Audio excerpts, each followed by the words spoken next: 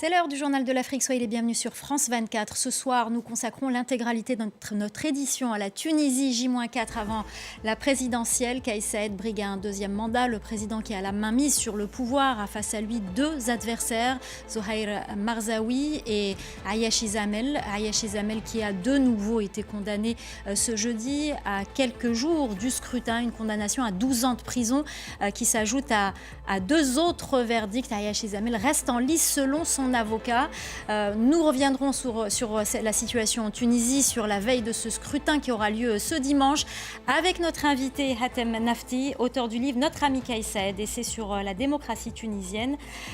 Mais d'abord, justement, qui sont les candidats qui briguent la magistrature suprême en Tunisie? Ayash Zamel est le chef d'un petit parti libéral. L'autre candidat, Zohair Marzaoui, est un ancien député de la gauche panarabe. Ils affrontent tous deux le président sortant Kais Saïed au pouvoir depuis déjà 2019. Clémence Valère. Ils sont trois à viser le plus haut poste de la Tunisie. Tout d'abord, il y a le président sortant, Kais Saïed, qui brigue un second mandat. Il a été élu démocratiquement en 2019 sur un programme visant à renverser l'ordre ancien et à rendre la parole au peuple. Conservateur assumé, il fait un coup de force le 25 juillet 2021 et s'octroie les pleins pouvoirs. Après des mois de blocage politique, il finit par limoger le Premier ministre et dissoudre le Parlement. Un an plus tard, il fait passer la Tunisie d'un régime parlementaire à un régime ultra-présidentiel. Durant l'été 2022, Kais Saïed fait adopter une nouvelle constitution par référendum, créant un nouveau système de 2 chambres au pouvoir très limité. Sous sa gouvernance, beaucoup de ses opposants se retrouvent arrêtés et emprisonnés. Depuis, il est accusé de dérive autoritaire et de répression politique par l'opposition. Le second candidat, Zohair Marzaoui, est un vétéran de la politique tunisienne. À 59 ans, il est connu comme un ancien député de la gauche et il est aussi le secrétaire général du parti Echab. Né en 1965, il a commencé sa carrière en tant que professeur de mathématiques à l'école secondaire, puis a plongé dans le monde de la politique. Il était député de la circonscription de Kibili au bloc démocrate à l'ancienne Assemblée dissoute. Longtemps allié du président sortant, Zohair Marzaoui est aujourd'hui critique envers Saïed. Et le troisième candidat est Ayash Zamel, un homme d'affaires de 47 ans, actuellement derrière les barreaux. Ingénieur en chimie, l'industriel est peu connu du public tunisien. Il a fait fortune dans l'exportation de plantes et l'agroalimentaire avant d'intégrer le parti Tahriatounès, le parti de l'ancien Premier ministre Youssef Chahed. En 2019, il fonde son propre parti politique, Azimoun, un parti libéral. À la surprise générale, il réussit à se qualifier pour la présidentielle de 2024, devançant d'autres au CV plus fournis. Il est incarcéré depuis début septembre pour des accusations de falsification de parrainage. Purgeant une peine de 20 mois d'emprisonnement, il a été condamné à 6 mois supplémentaires. Les Tunisiens ont rendez-vous aux urnes le 6 octobre pour l'élection présidentielle. Hatem Nafti, merci d'être avec nous. Je rappelle que vous êtes essayiste et analyste politique, spécialiste de la Tunisie. Vous venez de publier cet ouvrage, Notre ami Kais Saïed, essai sur la démocrature tunisienne. Tout d'abord, votre réaction à la nouvelle condamnation de Ayash Zamel? Elle était malheureusement attendue. Ce qui change, c'est que c'est une condamnation en appel et qui a été prononcée dans des délais records, c'est-à-dire 3 jours après la condamnation en première instance. Les avocats disent ne pas avoir eu le temps même de lire les délibérés et même de se défendre. Ils ont même boycotté une partie des plaidoiries. Et l'idée, c'est d'avoir une condamnation en appel, donc une condamnation définitive, qui ouvrirait la voie à la commission électorale pour annuler tout ou partie des voix de Ayash Zamel en vertu d'un texte qui a été édicté là aussi par Kais Saïed. Donc c'est le président qui fixe les règles. Alors les avocats disent qu'il est encore en lice. Oui. Alors, disons qu'il y a un débat juridique parce qu'une condamnation en appel, normalement, est considérée comme une condamnation définitive. Même s'il y a un pourvoi en cassation, il n'est pas suspensif. Donc, on peut considérer, la commission électorale pourra considérer qu'il y a une condamnation définitive. Parce que jusqu'ici, on a entendu parler, il a écopé jusqu'ici de 14 ans de prison cumulée dans diverses affaires. Mais là, c'était des condamnations en première instance. Là, on a une condamnation en appel. Donc, la commission électorale pourra se en tout cas se baser sur ça. Il y a un débat de juristes. Certains disent non parce qu'il faut attendre tous les recours, et donc y compris la cassation. Mais j'ai envie de dire, la commission électorale qui s'est totalement affranchie de la décision du tribunal administratif, on va dire qu'elle n'est pas très tatillonne, ou en tout cas elle sait regarder ailleurs quand la décision ne l'arrange pas. C'est une commission électorale qui, pour la première fois depuis 2011, a été directement nommée par le président candidat et qui a déjà donné des gages. Donc qui tranche en sa faveur. Qui tranche en sa faveur, y compris d'ailleurs en écartant 3 candidats qui pouvaient lui faire de l'ombre. Alors, quel est le climat en ce moment en Tunisie? Vous me parlez de ces décisions de justice, de ces condamnations, quel est le climat? Ce n'est pas la première fois d'ailleurs qu'un candidat est derrière les barreaux.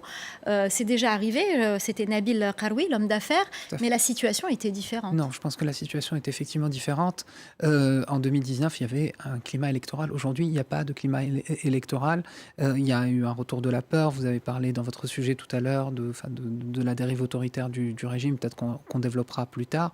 Mais ce qui est sûr, c'est qu'aujourd'hui, il n'y a pas de campagne électorale. Nous n'avons que 3 candidats officiels, en tout cas admis par la commission électorale. Nous avons un président qui ne fait pas campagne, qui donne l'impression d'enjamber cette élection en prenant des décisions, en remaniant totalement son gouvernement il y a un mois, en parlant de lois qui vont être votées dans les prochaines semaines et en agissant vraiment comme si il s'agissait, et je pense que c'est une stratégie aussi, de dire aux Tunisiens ça ne sert à rien de voter, de toutes les façons, il est encore là. Et par ailleurs, il a abaissé le seuil de financement des campagnes électorales. Il a abaissé d'à peu près 90%, ce qui ne permet plus de faire campagne. Donc, il n'y a pas eu les grands meetings qu'il y avait en 2019. En 2019, il y avait effectivement un candidat en prison, d'ailleurs, qui a pu se qualifier au second tour contre Kais Saïed, et qui est sorti de sa cellule 3 ou 4 jours avant l'élection. Il y a eu toute une équipe de campagne, il y a eu des meetings, alors que... D'ailleurs, il y avait eu un débat télévisé voulu par Kais Saïed à l'époque. Oui, totalement. Là, on n'est pas du tout dans ça. Il y a un seul candidat qui fait... Il y a eu du débat télévisé, d'ailleurs? Non, Kais Saïed a refusé de débattre. Il n'a donné aucune interview. Il est toujours dans son style populiste, c'est-à-dire qu'il refuse toute intermédiation entre le peuple, ce qu'il considère être le peuple, et lui-même. Donc il ne communique que par la page Facebook de la présidence, en envoyant des éléments montés chez le président dans la présidence de la République. Donc il y a pas de campagne. Il y a quelques personnes de son entourage qui sortent dans les rues et qui scandent son nom. C'est pas ce que j'appelle une campagne électorale. Le seul qui fasse à peu près une campagne, c'est Zouhair Marzaoui, donc qui lui n'est pas inquiété, qui est une sorte d'opposant de l'intérieur du régime, c'est-à-dire il ne remet pas en question le coup d'État du 25 juillet 2021. Il est très critique, mais véritablement très critique sur la dérive autoritaire, mais il considère que ce qui s'est passé le 25 juillet 2021, donc les pleins pouvoirs, c'était quelque chose à faire et qu'il ne fallait surtout pas revenir à la décennie post-révolutionnaire. Donc voilà un petit peu aujourd'hui. Et donc les gens, en réalité, il y a eu aussi une forte dépolitisation. Donc les gens, en réalité, s'en fichent un peu. On va en reparler de la désillusion de la jeunesse. Mais d'abord, à l'affiche du second tour de la présidentielle en 2019, le sulfureux homme d'affaires dont on parlait, Nabil Karoui, face à celui qu'on décrivait déjà à l'époque comme l'austère Kais Saïed. Depuis, le professeur de droit constitutionnel a marqué la politique tunisienne de son empreinte autoritaire. Le pays qui avait insufflé les printemps arabes est désormais sous le contrôle d'un seul homme, Clarisse Fortuné. Voici l'homme dans son lit d'hôpital dont le sacrifice promettait une nouvelle ère pour la démocratie dans le monde arabe. Mohamed Bouazizi, un vendeur ambulant, immolé par le feu de désespoir, après avoir été humilié par les autorités qui avaient une nouvelle fois confisqué son outil de travail. Sa mort, 2 semaines plus tard, changera le cours de l'histoire du pays. L'acte désespéré de Bouazizi, qui préfère mourir plutôt que de vivre dans la misère, provoque la colère, d'abord parmi les habitants de Sidi Bouzid, avant de s'étendre à travers tout le pays. La révolution tunisienne est déclenchée. Un vent de colère, connu sous le nom de printemps arabe, soufflera sur d'autres pays et contribuera à la chute du président Zine El Abidine Ben Ali après plus de 23 ans au pouvoir. Mais la colère des Tunisiens ne faiblira pas pour autant. Chômage, inflation, c'est surtout la jeunesse tunisienne qui ne cède pas malgré les gouvernements successifs. L'espoir renaît avec l'élection présidentielle de 2019, qui propulse à la tête de l'État un nouveau venu dans le monde politique. Un juriste hors du système, Kais Saied, propose un certain conservatisme moral et religieux et un mode de fonctionnement démocratique. Mais après moins de 2 ans, le 25 juillet 2021, le président Kais Saied limoge son gouvernement et suspend l'Assemblée, s'octroyant ainsi les pleins pouvoirs. Des journalistes, des avocats et des opposants au président font l'objet de poursuites, comme cette journaliste arrêtée pour son commentaire sur un plateau de télévision lors d'un débat sur l'immigration. L'immigration, justement, une entreprise criminelle ourdie à l'orée de ce siècle pour changer la composition démographique de la Tunisie. Des propos du président Saied, basés sur la théorie du grand remplacement selon certains, et jugés inquiétants par l'ensemble de la scène internationale. 21 000 ressortissants d'Afrique subsaharienne recensés officiellement en Tunisie perdront du jour au lendemain leur travail à la suite de ce discours. Le scrutin du 6 octobre devrait révéler la capacité de Kais Saied à mobiliser la population, alors que seuls 2 candidats, Zouhair Marzaoui et Ayachi Zamel, placés en détention, ont été autorisés à se présenter face à lui. Atem Nafti, votre livre justement revient sur ce bilan de Kais Saied depuis qu'il est au pouvoir en 2019. Je me souviens de ce prof de droit constitutionnel qui était invité sur tous les plateaux télé pendant la Révolution, le début de la Révolution en Tunisie, qui était pris très au sérieux, qui était admiré, qui était presque considéré comme étant le garant du droit, de la Constitution. Comment ce revirement a pu se produire ? C'est véritablement une énigme. Moi, j'ai discuté, notamment dans le cadre de ce livre, avec d'anciens collègues, d'anciens confrères et d'anciens étudiants qui me disaient à quel point c'était un personnage très agréable, c'était quelqu'un vraiment qui se voulait très juste et qui allait jusqu'à recompter le nombre de points sur une copie pour être sûr de ne pas léser ses étudiants. Tout ça, c'est raconté, y compris par des personnes qui sont très opposées à lui aujourd'hui.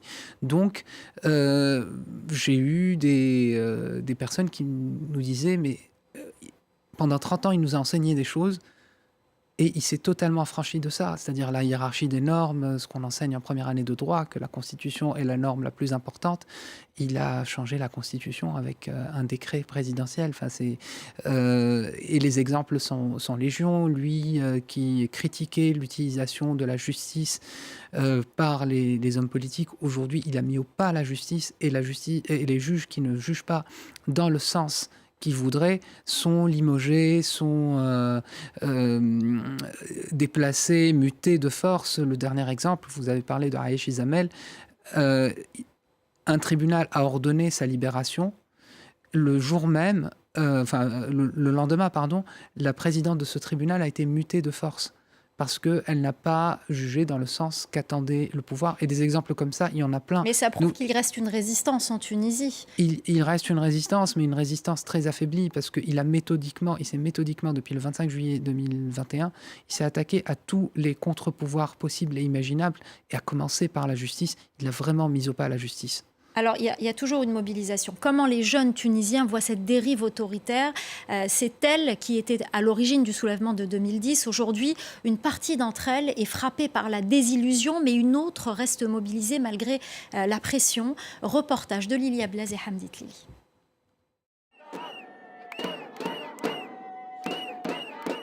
À l'approche du scrutin présidentiel, les manifestations se poursuivent en Tunisie. Comme ici, sous contrôle sécuritaire renforcé, une centaine de jeunes protestent contre la révision du code électoral.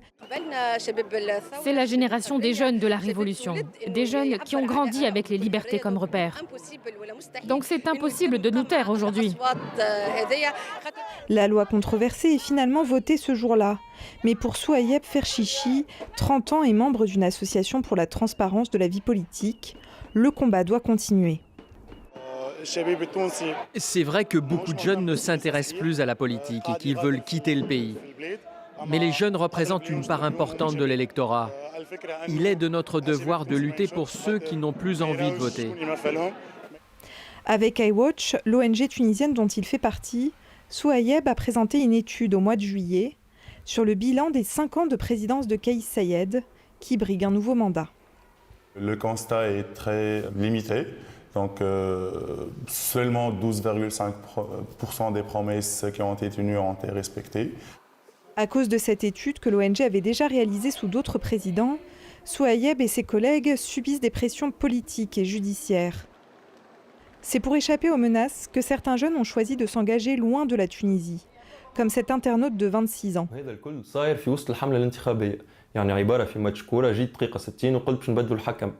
Installé en France sous le pseudo Wassim El Pocho, il analyse quotidiennement la politique tunisienne et informe ses abonnés sur les réseaux sociaux des dérives du pouvoir. Un engagement critique qu'il assume à 100%.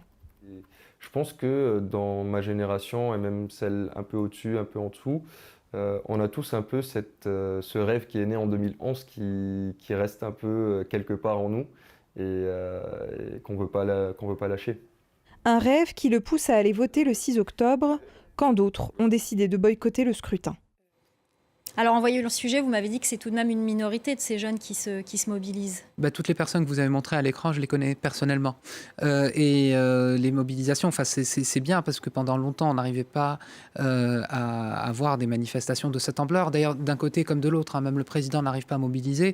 Mais aujourd'hui, on parle de 2000, 3000, il y a eu 2 manifestations. C'est la désillusion ou la pression? C'est les deux. C'est les deux. Il est populaire aujourd'hui, Kais Saïed, parce qu'on entend beaucoup de gens dire qu'il est très populaire en Tunisie, beaucoup de gens l'apprécient. Alors, il y a beaucoup de gens qui l'apprécient en Tunisie. On ne peut pas, malheureusement, comptabiliser ces personnes parce qu'il n'y a plus de baromètre. On ne publie plus de sondages.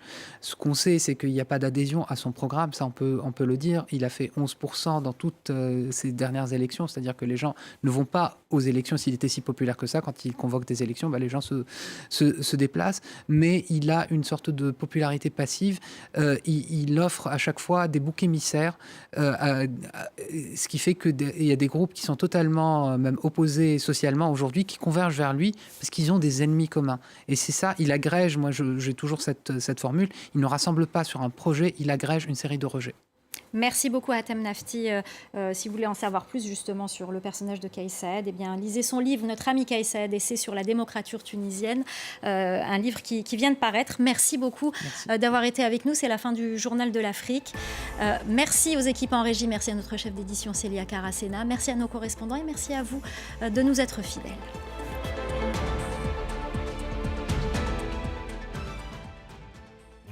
Avec Sandrine Gomez et Aude Kersulek, restez informés au cœur de la nuit.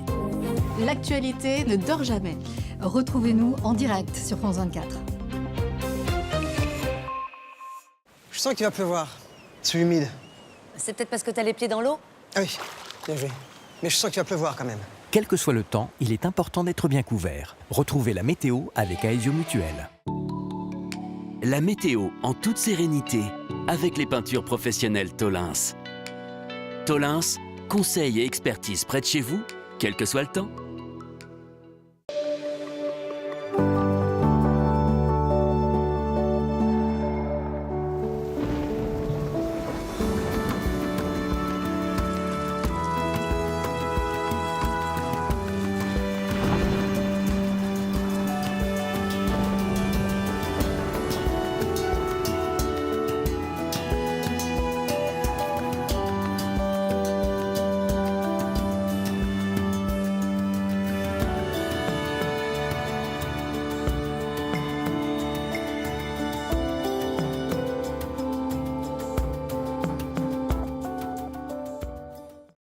Je sens qu'il va pleuvoir.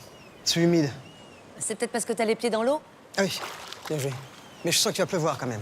Quel que soit le temps, il est important d'être bien couvert. C'était la météo avec Aesio Mutuel. C'était la météo en toute sérénité avec les peintures professionnelles Tolins. Tolins, conseil et expertise près de chez vous, quel que soit le temps.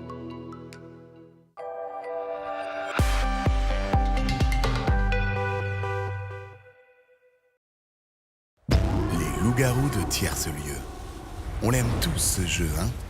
Je crois qu'on a créé la meilleure partie de tous les temps. On a 13 profils uniques. Le village s'endort. Il y a vraiment un village qui s'endort. On le fait sur plusieurs jours, la partie. Est-ce que ce jeu va nous rendre fous? Je suis manipulée depuis le début. Qui sont les loups-garous?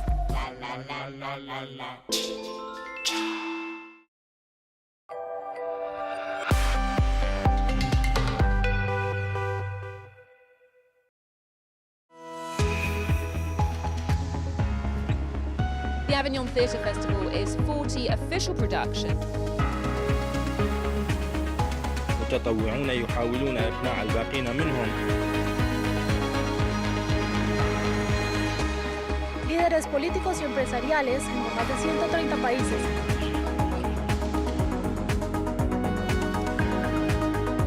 Aujourd'hui, l'atmosphère est bien différente dans la ville